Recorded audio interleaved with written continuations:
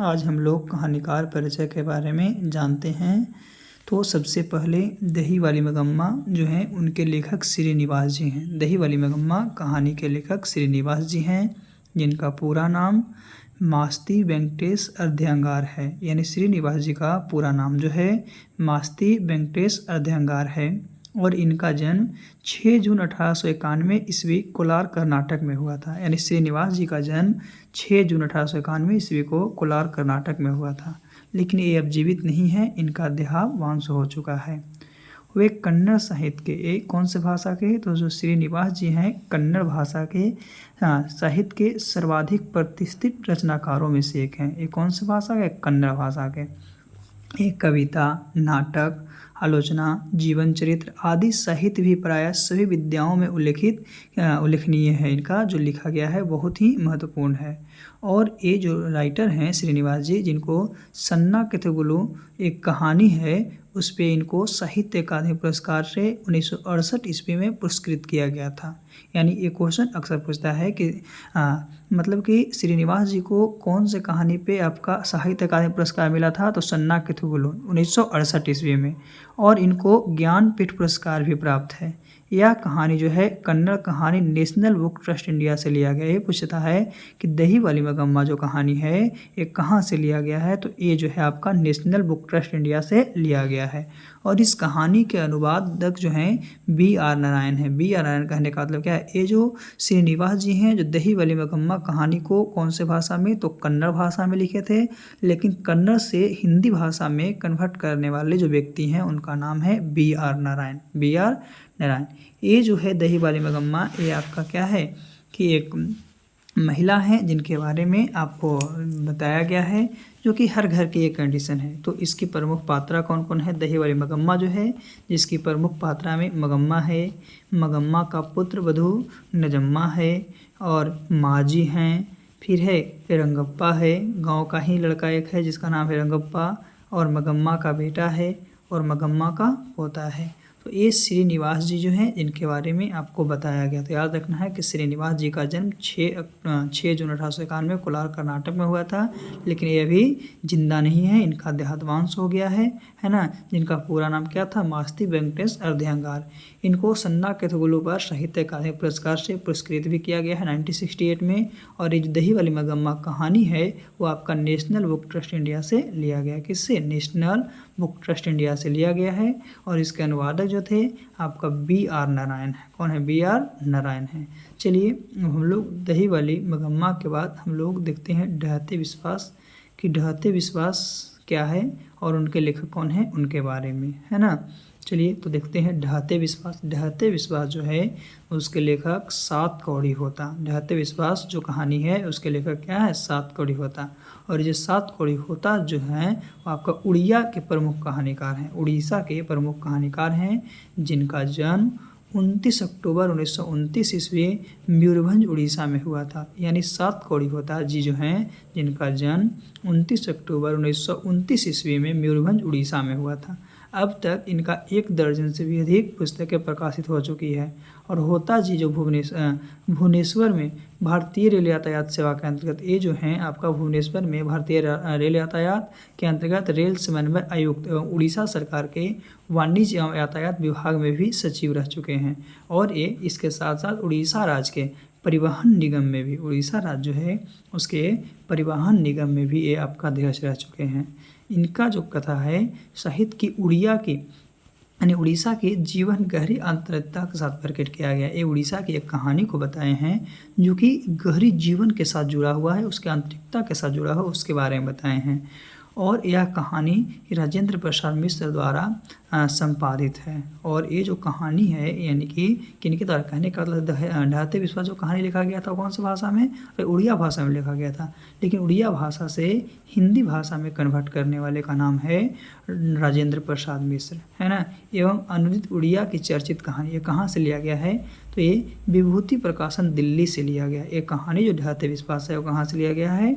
तो विभूति प्रकाशन दिल्ली से एक कहानी को लिया गया है।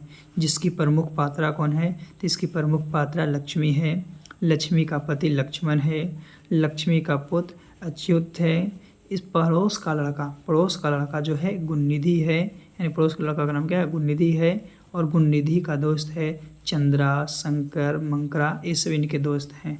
तो याद रखना है कि ढहते विश्वास के लेखक सात कौड़ी होता, जिनका जन्म 29 अक्टूबर 1929 ईस्वी में मयूरभंज उड़ीसा में हुआ है। एक उड़िया के कहानीकार हैं और ढहते विश्वास उड़िया भाषा में लिखे थे, लेकिन इसे हिंदी में कन्वर्ट करने वाले का नाम है राजेंद्र प्रसाद मिश्र।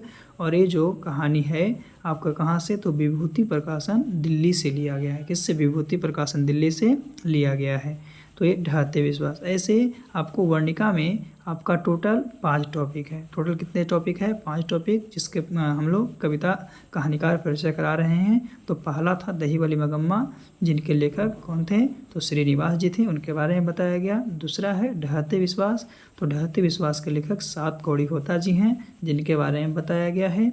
चलिए अब हम लोग आगे देखते हैं। तीसरा जो लेसन है आपका वर्णिका का, वो लेसन का नाम है माँ। लेसन का नाम क्या है, माँ। तो माँ के बारे में भी हम लोग जानते हैं कि माँ क्या है और क्या नहीं। तो माँ जो कहानी है, माँ कहानी के कहानीकार ईश्वर पेटलीकर जी हैं। माँ कहानी के कहानीकार कौन हैं, तो माँ कहानी के कहानीकार ईश्वर पेटलीकर हैं। और ये यानी कि माँ कहानी के लेखक कौन है, ईश्वर पेटलीकर। इसका वास्तविक नाम क्या था, तो ईश्वर मोती भाई पटेल। इसका जो रियल नाम था, वास्तविक नाम था, वो था ईश्वर मोती भाई पटेल, जिनका जन्म कहाँ हुआ था, तो पेटलाड के समीप पेटली ग्राम में हुआ था। पेटलाड के समीप पेटली ग्राम में, एक गुजरात राज्य में पड़ता है। कौन से राज्य में, गुजरात राज्य में। और इनका जन्म 9 मई 1916 ईस्वी को हुई थी। 9 मई 1916 ईस्वी को हुई थी। और इनका निर्धन, किनका, ईश्वर पेटलीकर जी का निर्धन, तो 22 नवंबर 1983 ईस्वी में हुआ था। 22 नवंबर 1983 ईस्वी में हुआ था। हिंदी अनुवादक, यानी ये जो ईश्वर पेटलीकर जी हैं, माँ कहानी को गुजराती भाषा में लिखे हैं। कौन सी भाषा में, गुजराती भाषा में लिखे हैं। और गुजराती भाषा से इसे हिंदी में कन्वर्ट किए हैं, हिंदी में जो बदलाव किए हैं, उनका नाम है गोपाल दास नागर। क्या है, गोपाल दास नागर। यह गुजराती भाषा के एक अति लोकप्रिय कथाकार हैं। जो गोपाल दास नागर हैं, वो कौन सी भाषा के, तो ये भी गुजराती भाषा के अति लोकप्रिय कथाकार हैं। बहुत ही क्या है, लोकप्रिय हैं। तो श्रीनिवास जी साहित्य के अतिरिक्त, श्रीनिवास जी की जो साहित्य है उसके अतिरिक्त सामाजिक और राजनीतिक जीवन में सक्रिय रहे हैं। ऐसा नहीं कि कहानी ये सब में ही रह गए हैं, बल्कि इनके अतिरिक्त ये अपने समाज में, राजनीतिक जीवन में भी सक्रिय रहे हैं, है ना। और ईश्वर पेटलीकर जी हैं, उनकी एक प्रसिद्ध कहानी है खून की सगाई। ये क्वेश्चन अक्सर पूछता है कि खून की सगाई किसकी प्रसिद्ध कहानी है, तो ईश्वर पेटलीकर की है। और इसका एक लोकप्रिय उपन्यास है जिसका नाम है काला पानी। क्या नाम है, काला पानी, है ना।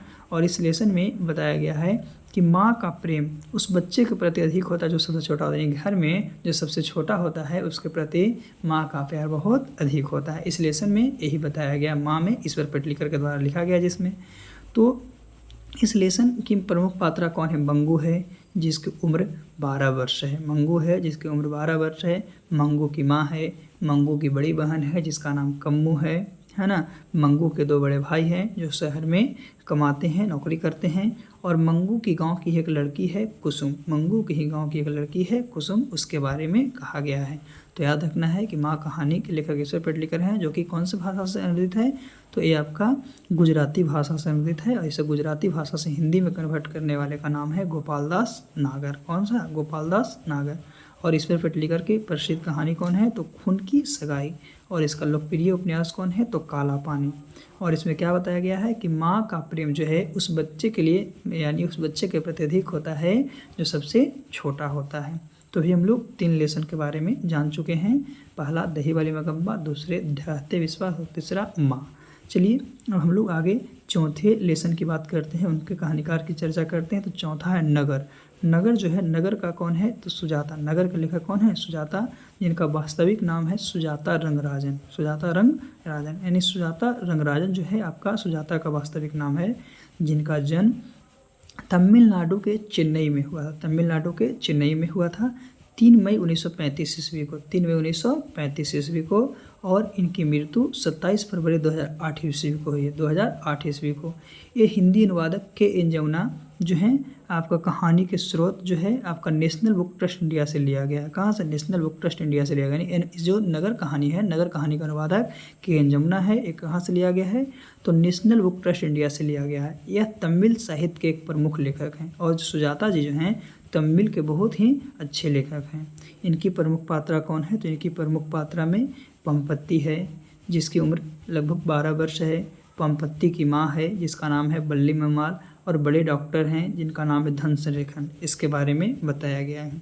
फिर इसके बाद लास्ट लेसन है धरती कब तक घूमेगी, जिसके लेखक हैं सावरदैया। जिसके लेखक कौन है? सावरदैया है ना। तो धरती कब तक घूमेगी के लेखक सावरदैया हैं, और इनका जन्म प्रस्तुति राजस्थान में हुआ है 10 अक्टूबर 1948 ईस्वी को। 10 अक्टूबर 1948 ईस्वी को। इनकी मृत्यु 30 जुलाई 1992 ईस्वी को हुई है। ये हिंदी अनुवाद स्वयं एक राजस्थानी भाषा के प्रमुख अधिकार है। कहने का मतलब है कि सावरदैया तो ये राजस्थानी भाषा में लिखे थे, लेकिन इसको खुद से भी कन्वर्ट ये अपने ही किया, यानी कि धरती कब तक घूमेगी के अनुवादक कौन है? तो सावरदैया ही हो जाएंगे, है ना। ये खुद से अपने कथा को अनुवाद किए हैं, अनुवादक किए हैं। तो ये था आज का टॉपिक, जिसमें आपको क्या है कि वर्णिका पाठ के 5 लेसन के कवि परिचय को कराया गया, कहानीकार के परिचय को कराया गया कि इनका जन्म कब हुआ है, कहाँ हुआ है, कैसे हुआ है ना, उनकी मृत्यु कब हुई है, उनकी कौन कौन सी रचना है, इसके बारे में आपको बताया गया है।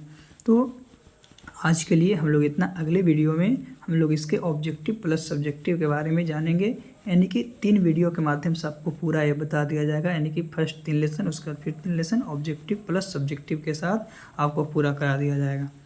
तो आज के लिए इतना ही काफ़ी है। फिर से हम लोग पुनः अगले वीडियो में मिलते हैं।